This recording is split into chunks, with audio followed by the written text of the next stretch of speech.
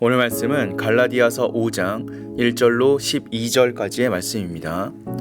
그리스도께서 우리를 자유롭게 하려고 자유를 주셨으니 그러므로 굳건하게 서서 다시는 종의 멍에를 매지 말라. 보라, 나 바울은 너희에게 말하노니 너희가 만일 할례를 받으면 그리스도께서 너희에게 아무 유익이 없으리라. 내가 할례를 받는 각 사람에게 다시 증언하노니 그는 율법 전체를 행할 의무를 가진 자라. 율법 안에서 의롭다함을 얻으려 하는 너희는 그리스도에게서 끊어지고 은혜에서 떨어진 자로다. 우리가 성령으로 믿음을 따라 의의 소망을 기다리노니 그리스도 예수 안에서는 할례나 무할례나 효력이 없으되 사랑으로서 역사하는 믿음뿐이니라. 너희가 다름질을 잘 하더니 누가 너희를 막아 진리를 순종하지 못하게 하더냐. 그 권면은 너희를 부르신 이에게서 난 것이 아니니라. 적은 누룩이 온 덩이에 퍼지느니라. 나는 너희가 아무 다른 마음을 품지 아니할 줄을 주 안에서 확신하노라. 그러나 너희를 요동하게 하는 자는 누구든지 심판을 받으리라.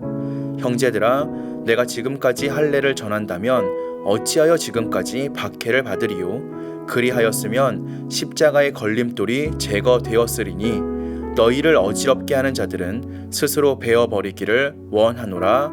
아멘.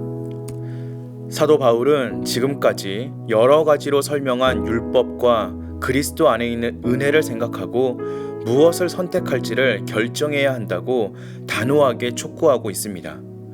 오늘날 우리는 다른 사람에게 도전받거나 선택을 강요받는 상황을 좋아하지 않습니다.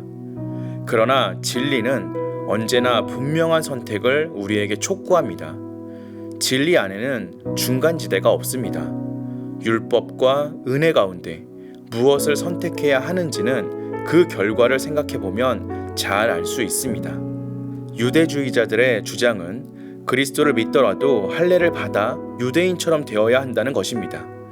그러나 할례를 받는다는 것은 그리스도의 대속만으로는 구원받을 수 없다라고 선언하는 것과 마찬가지입니다. 할례를 받는 자들은 다시 율법 아래로 돌아가는 자들이고 율법 전체를 다 지켜야 하는 의무를 스스로 지는 자들입니다. 그러나 인간은 누구나 율법을 온전히 지킬 수 없는 연약한 존재입니다. 율법을 온전히 지킬 수 없는 인간이 경험하게 될 결과는 그리스도에게서 끊어지고 은혜에서 멀어지는 것입니다. 그런데도 거짓 교사들은 할례를 받아야 한다는 잘못된 교리를 가르치고 있습니다. 이들에게 얼마나 무서운 심판이 임하게 되겠습니까? 사도 바울은 갈라디아 교인들에게 목소리를 높이고 있습니다. 너희가 다름질을 잘 하더니 누가 너희를 막아 진리를 순종하지 못하게 하더냐.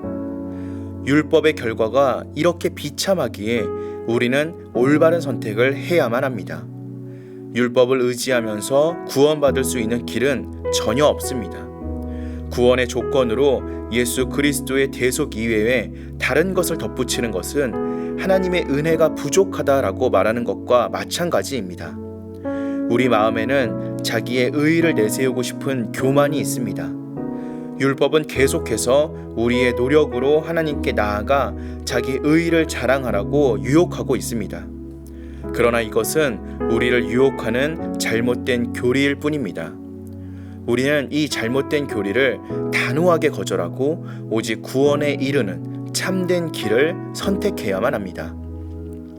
율법과 달리 하나님이 그리스도로 말미암아 우리에게 주시는 은혜의 결과는 자유이고 성령 안에서 주시는 의의 소망입니다. 우리가 기다리는 의의 소망은 주님과 함께 누리게 될 영광입니다. 하나님은 예수 그리스도를 믿는 우리를 의롭다 하셨고 의인들의 세상 곧 하나님 나라에 이르는 소망을 주셨습니다. 하나님은 율법이 할 수 없는 것을 성령을 통해 하셨습니다. 우리 안에 성령을 주시고 구원을 이루신 것은 그리스도 안에서 보이신 하나님의 사랑의 결과입니다.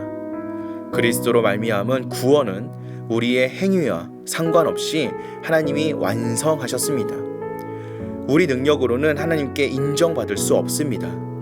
연약한 자에게 주시는 하나님의 사랑은 믿는 자들에게 밝히 드러납니다. 세상은 인간의 의의가 배제된 하나님의 은혜만을 강조하는 것에 거부감을 가지고 있습니다.